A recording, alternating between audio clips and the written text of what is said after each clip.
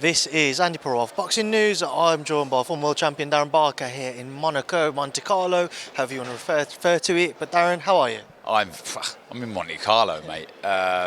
Brilliant. I've had a fantastic morning. Those who follow me on Instagram might have seen I cycled to Italy today, Andy.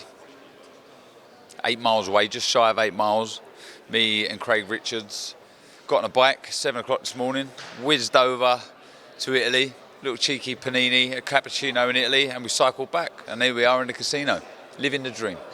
Living the dream indeed, and here we are. Joe Cordina, good friend of yours, somebody who trains out of a gym you used to train out of, looks to defend his IBF crown on Saturday night. Talk about his fight with Benavidez-Andrade. I'm sure you've done your studying on him. People will be more familiar with his fight with Ray Ford. What do you expect him to bring to Joe Cordina? Action, desire, and a real will to win. His problem lies with trying to get close to Joe. And doing so, you're going to walk onto shots. The superior boxing skill from Joe, the speed of hand, foot, reactions. He's always looking to counter and set traps, Cordina. So it's going to be very difficult in that sense for Vazquez. But he's a no-nonsense fighter. He was never unfazed by the skill and the speed of Raymond Ford. So I think he can take kind of confidence from that performance, because look, there was nothing in it. To be fair, it could have gone either way. You could have had Vazquez just nicking the fight. So he'll take confidence away from that defeat, knowing that he can perform at a high level. So he's gonna be relentless. He's gonna have to start a fast pace and try and unsettle Cordina. But I can't look past Joe. I mean, the last 2 performances were epic. Absolutely epic. I mean, I've said this quite a few times. I've grown up watching boxing and I've watched an awful lot of knockouts, but that knockout against Agawa was probably the most watched KO in my time in boxing. And I think why I appreciate it so much is I know that combination that they throw, that it's called the Duran shot in Tony's gym, like the feint, the jab to the body, get the reaction, drop the hand, throw the right hand. So I know what they're looking for, and for him to execute it that way, brilliant. But yeah, I just can't look past Joe in this fight. It's going to be a tough fight. I think stopping Vazquez would be a big statement, but this could be a points victory just for Joe.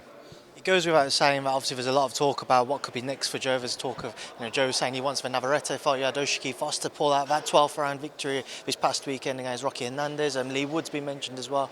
But how important is it that he does keep his mind on the task at hand, because we've seen a number of upsets specifically over the last few years? Yeah, tunnel vision. Only sights on Vazquez tomorrow night. Cannot look beyond a man that has got the opportunity to change his life, fulfill a dream and become a world champion. You have to be fully focused on the job at hand. And let us, Eddie, Tony Sims, the rest of the fans and crew out there, we can talk about what's next, but it's so important for the fighter to be fully focused on the job at hand, because like I say, Vazquez can look after himself, he can fight, and he's got the opportunity to change his life. As you've just said there, Darren, we can leave Joe to kind of focus on Saturday night. We can talk about what could be next. What would you like, if he comes through Saturday unscathed and still retains his IBF crown, what would you like to see next for him? Lee Wood, Navarrete out in Vegas, he said to me, but what would you like to see? Do you know what? I think any one of those, and I probably don't lean towards one more than the other. I think beating Navarrete cements him as the best super featherweight in the world. You're the governor. You are the GOAT in the division. But I think the O'Neill fight is probably the easier to make. Foster, sorry. Foster. You said wait, Foster or Lee Wood? No. Yeah, sorry. I was going. Lee Wood would be good for a stadium fight. Yes. Navarrete, because I think. And what was the other name you said? O'Shaki Foster. I said Shaquille O'Neal. When you said O'Neill, I was thinking, wait, who's he talking about? No, he's not going to fight the 7-foot basketball player, no. Foster. So he said nothing would surprise you in boxing these days, Darren. Do you know what? That could happen. But that would be the easier fight to make under the same banner. A unification fight, still huge.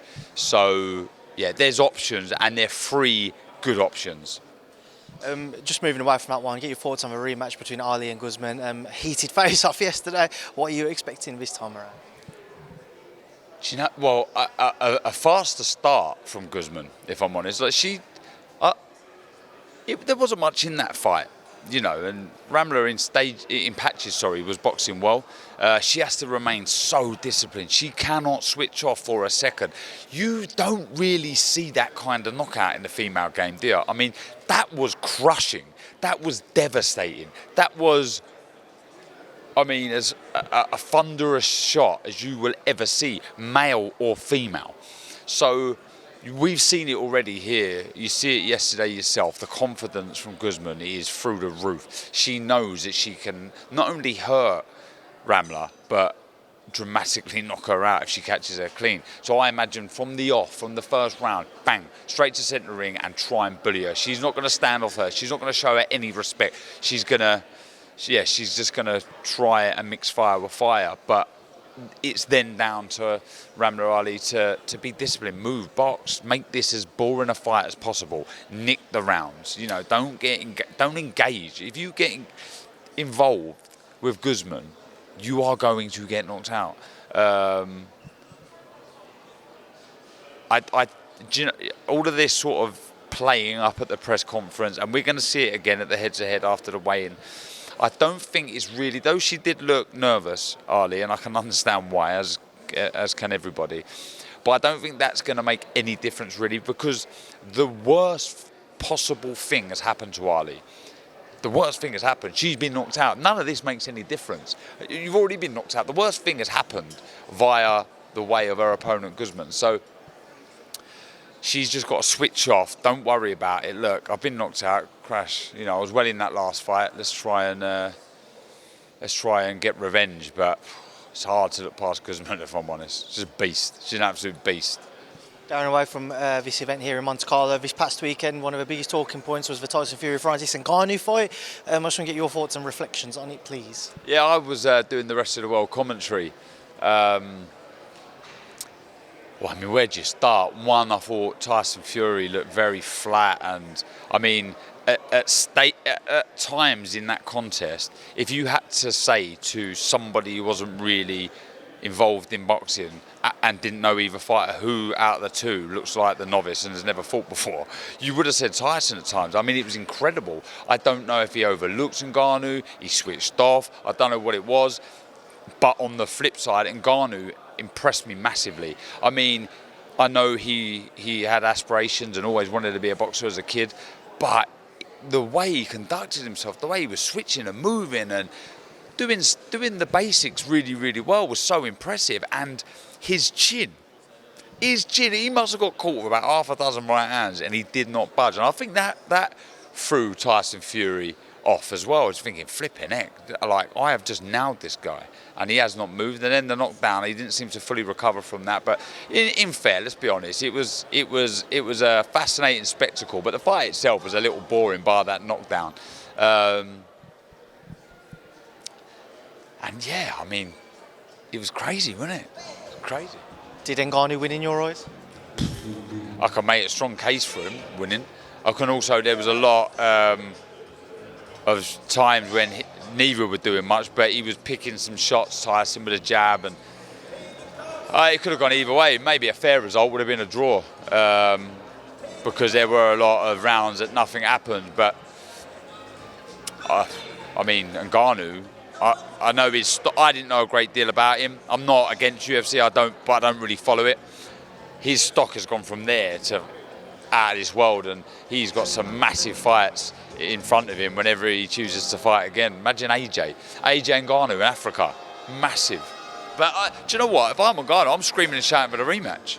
And I think, if I'm honest, I think Tyson Fury needs a rematch. That's what I was going to lead on to. In terms of what next, we know they've got that Fury-Usyk deal signed. It's been delayed now till next year. But on the back of that performance, do you think it might be good for Tyson to get another run out just to kind of get more of the confidence back into him, or do you think he needs to go straight into Usyk? I think he needs to get. I think he's got to get straight into the Ngannou rematch.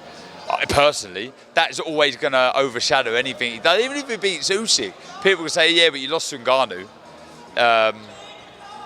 I don't know. It's so hard. This is where the politics comes into play. Is he contract? You know, what I don't know what's going to happen now. But just thinking of a fighter myself, I would be onto my team. So whether this is the right thing to do or not, because there's every chance he could lose the second fight. But I'd be saying, get me that rematch with Ngannou. I need to right this wrong, because I boxed terribly, and there's a good chance a zero bouter has just beaten me. Just on the note of Francis Ngannou and what could be next for him, Saudi Arabia have said they have every intention on still putting a show on December 23rd. We've seen Gilles Zhang and Joseph Parker mentioned, but Eddie said that he's reached out over a potential Anthony Joshua fight for that date because they was looking at a similar date anyway. On the back of a 10-round stint from Francis Ngannou and AJ's most recent performances, how do you think that fight could potentially go? What if they fought? How would it go? Well, do you know what? The way AJ fights now, I know everyone says he's a shot fighter, his confidence is shot to pieces, he's worried about getting punched. Maybe that's all true. Perhaps that's true. Maybe that fight against Ruiz in Madison Square Garden has done that to him. There's every chance he is a little shot or a little worried or whatever you want to call it. But I will say, though he's not as exciting as he used to be, he is probably arguably a more difficult fighter to beat now because he sticks to his advantages. He hits, moves, doesn't want to engage, doesn't want to get caught with anything, and that makes him very hard to beat, like I say. Franklin is a very tough man to beat. We see that, but you know, I think he would beat Ngannou comfortably. I don't think. I know Eddie thinks he may knock Ngannou out. I think Ngannou's chin is just, he's one of those freak of natures. I'm not saying Tyson Fury is the biggest puncher in the heavyweight division, but he did not budge. He didn't budge. But there's a different kettle of fish if AJ hits you on the chin, so you never know. But I'll tell you now, it doesn't matter who he's fighting now. He's in massive fights. Ngannou. So. Darren, just a few fights on the horizon I want to get your thoughts on. David Benavidez-Andrade was announced for November 25th, same date as Taylor Cameron 2. Just your thoughts there? Yeah, good. Look forward to watching that one. Toss of a coin that for me, really. Yeah, toss of a coin, but I'll watch it for sure. Which way do you think the coin will land?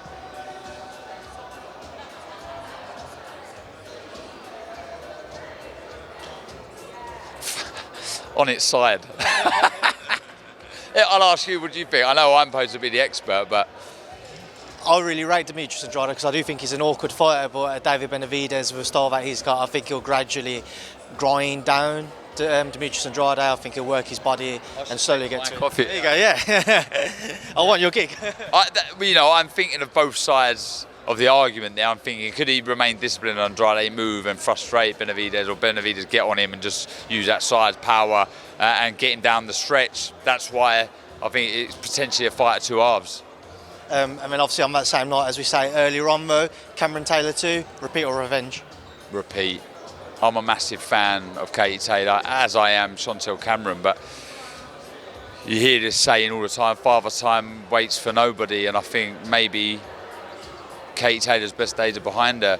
I thought early on in that contest, Chantel Cameron had a very good chance of stopping Katie Taylor. The jab, the relentless pressure, the physical presence from Cameron was just so impressive, and I wouldn't be shocked, far from it. If Katie Taylor was to win the fight, you're not going to be shocked, are you, because of what she's done in the past. It is exceptional, but I just think Chantel Cameron upsets the Irish fans once again. Haney-Prograis, December 9th.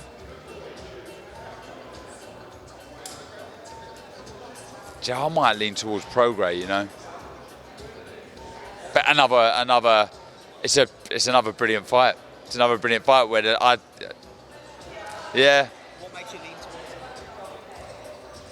Maybe that natural size advantage that he'll have. He's got very quick hands as well, and I like that bit of fire, that spite that he has, and he's not going to let Haney off the hook. But again, similar to Andrade, Haney is disciplined, sticks to his boxing. His hand speed is ridiculous, his movement, his reactions are on point, and he's got the ability to beat everybody out there. So Yeah, it's another one. Like, I feel like I've got splinters here, like the amount of 50-50s I'm bottling here. But yeah, I do think it's another cracking fight, and I'm doing everything I can to get out there and on for it. It's hard for 4 kids though, mate. Well, you ain't going to get any easier the week after when Bam and Sonny share a ring. More splinters? Nah, do you know what? I'm going to go with our man. I want to go with Sonny Edwards. I think Sonny is Sonny, and Sonny don't get drawn in by nobody, doesn't get drawn in by no crowd. I've used the word a few times along this interview, disciplined. He will stick to his game plan and he won't deviate from it. Do you know what?